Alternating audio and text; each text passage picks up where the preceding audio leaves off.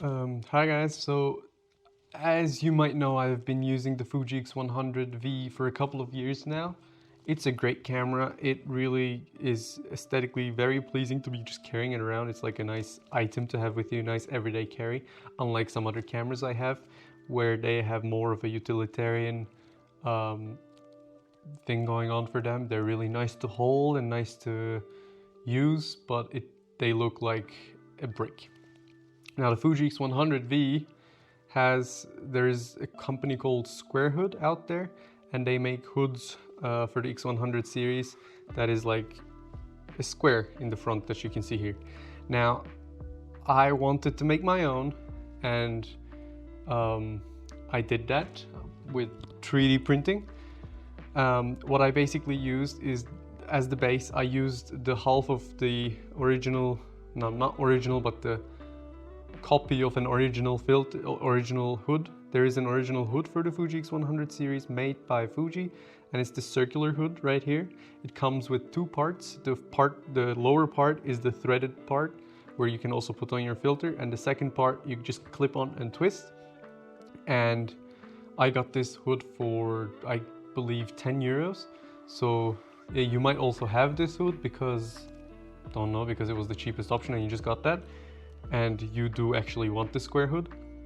Now I got this designed in SolidWorks, and in the description you will find a Thingiverse link where you can go and check out the SolidWorks files, but also STL files for 3D printing. I made one with the logo, with this old Fuji film logo, and then I sanded the chamfered edges to have a little bit more distinction between the logo and the hood. And for me, this looks amazing. I like carrying this camera around more with this hood. You can have the hood, however, without the Fuji logo as well.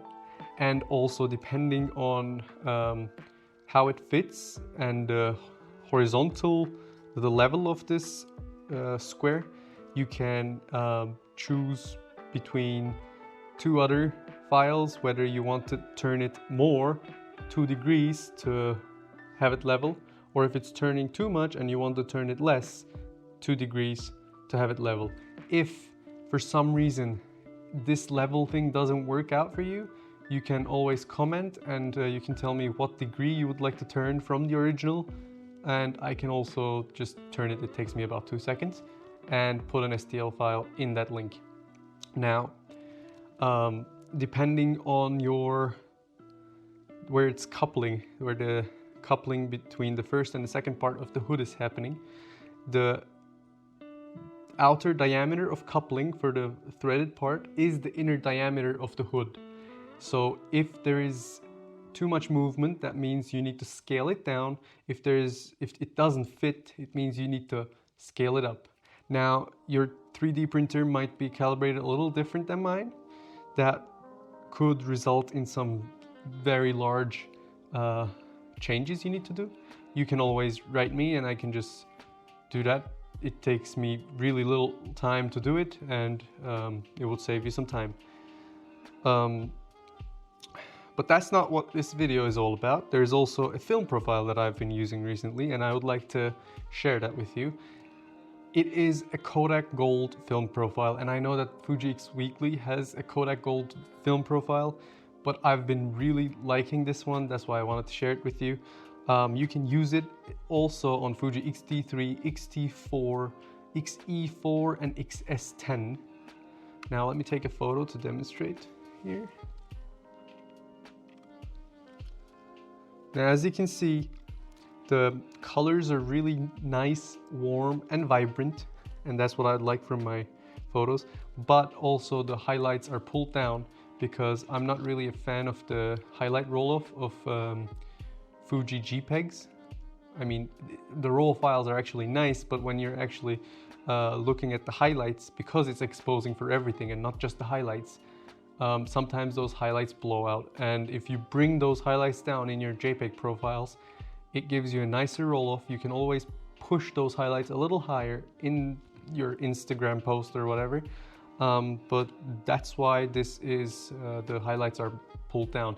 Additionally, I also do shadows. I push up the shadows to not have that darker, just very contrasty look.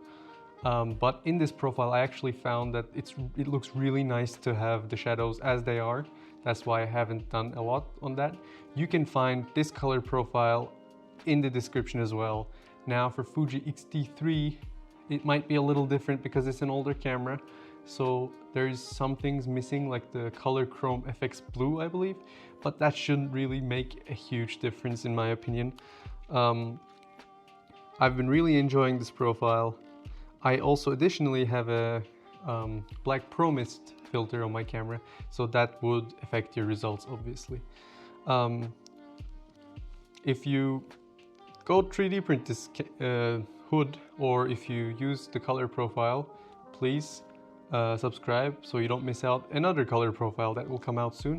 And I hope you enjoyed this video. I hope there is something for you from this video. And if you 3D print this hood, maybe tag me on Instagram so I can see what color combinations you did.